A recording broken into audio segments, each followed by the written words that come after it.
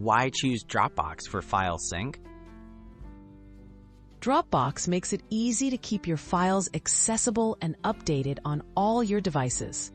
It offers secure cloud storage, instant syncing, and cross-device compatibility, so you can start a project on your laptop and finish it on your phone. No more emailing files to yourself. Dropbox keeps everything organized and up to date automatically. Creating your Dropbox account. To get started, visit Dropbox.com and sign up for a free account. Enter your name, email address, and choose a strong password. After verifying your email, you're ready to use Dropbox's core features. You can also explore paid options for extra storage, but the basic plan is enough for most users starting out.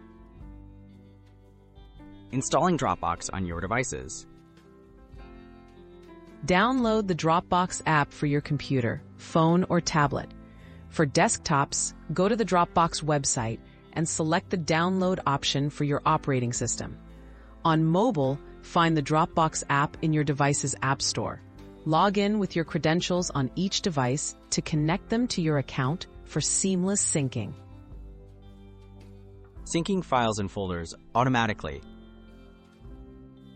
Place the files you want to sync inside the Dropbox folder on your computer, or upload them using the app.